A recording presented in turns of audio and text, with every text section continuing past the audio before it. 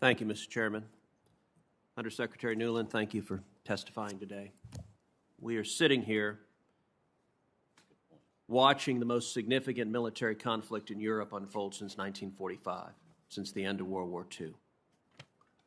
And I'm sorry to say that this war, I believe, is the direct result of repeated mistakes made by President Biden and the Biden administration. Two mistakes in particular. Number one, the disastrous withdrawal in Afghanistan and surrender to the Taliban that emboldened our enemies across the globe. But then number two, with respect to Russia and Ukraine, very specific mistakes. You and I have talked at great length about Nord Stream 2.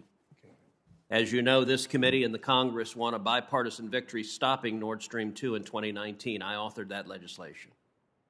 As a result, Putin was deterred from invading Ukraine. When Joe Biden became president, he came in bound and determined to surrender the Nord Stream 2 pipeline to Russia and Putin, notwithstanding the enormous risks that came from it. When President Biden surrendered to Putin on Nord Stream 2, waived the sanctions that had been passed by Congress, at that time, Ukraine told us, if you do this, Russia will invade Ukraine. At that time, Poland told us, if you do this, Russia will invade Ukraine. At that time, I told the administration, and others on this committee told the administration, if you do this, Russia will invade Ukraine. We will see tanks in the streets of Kiev. I wish those predictions had proven wrong. This weekend, all 100 senators were on a video conference call with President Zelensky from Ukraine. President Zelensky told us if the United States government had put sanctions in place last year on Nord Stream 2, Putin would not have invaded Ukraine. And yet the administration was bound and determined to continue surrendering to Russia, even as Russian troops massed on the border of Ukraine, so much so that the White House put political pressure and forced 44 Democrats to vote to support Russia and Putin just weeks before this invasion. Now, after the invasion, finally, once there were Russian troops invading Ukraine, finally then, the Biden administration was dragged kicking and screaming to implementing sanctions on Nord Stream 2. As soon as you did, Nord Stream 2 declared bankruptcy and fired its employees. Now, in my judgment, Putin does not believe any promise from Joe Biden to maintain sanctions on Nord Stream 2 is credible. I think Putin is gambling that when the crisis passes, the sanctions will be lifted and Nord Stream 2 will be turned on. I've introduced legislation to make Nord Stream 2 sanctions permanent. In your judgment, do you believe sanctions on Nord Stream 2 should be permanent, or should the pipeline be allowed to be turned on? Senator, I think Nord Stream 2 is now dead, and as you have said, it is a hunk of metal at the bottom of the sea. I don't think it will ever be revived. So you don't think it will? So let me reiterate my question. Should the sanctions be permanent as a matter of law, in your judgment? I don't think it matters one way or the other. I think the pipeline will never come back to So you're life. testifying you have no objections then, and state has no objections to Congress making the sanctions permanent? We haven't looked at what this would do, but I don't think it's relevant one way or the other. Well, it is relevant because Biden waived them once in the face of massive congressional pressure. Senator, if I may, and put politics ahead of national security, and I believe Putin believes Biden will do it again.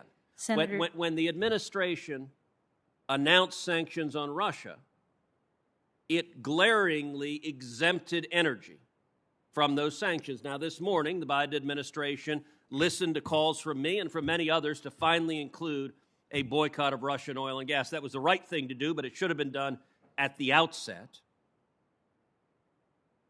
But Europe continues to rely on Russian energy. In your judgment, will our European allies follow suit and also boycott Russian energy? as you have made clear, Senator, and as we all know, the Europeans have a much higher level of dependence today to heat their homes, to keep the lights on. Is the Biden administration pressing the Europeans to end their reliance on Russia? And is the Biden administration pressing them to rely on alternative sources, including American energy, which is abundant and doesn't fuel a dictator like Putin. So among the things that we have done as this crisis was emerging and since it started was to ship more American LNG and to create more global alternatives to Putin's gas going into Europe, as you know. There are 6 including applications working with pending with the Biden administration to export LNG.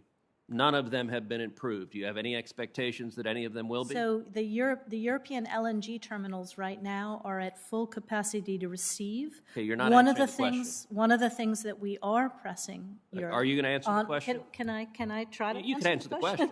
Can I try to answer the question?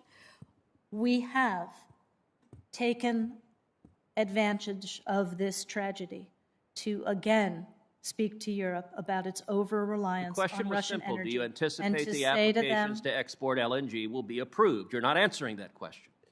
I frankly don't do LNG licensing. I expect that licenses will be approved for as much LNG as can be shipped. That's what I expect. But I don't, have responsibility for that, so I don't actually know how it works. But, Senator, I have to say to you, President Putin was going to launch this vicious, brutal war with or without Nord Stream 2. That's not what Zelensky told us. That is my opinion. That's also not what you said when you testified before this committee. I Time don't- of the senator has expired. Senator Merkley?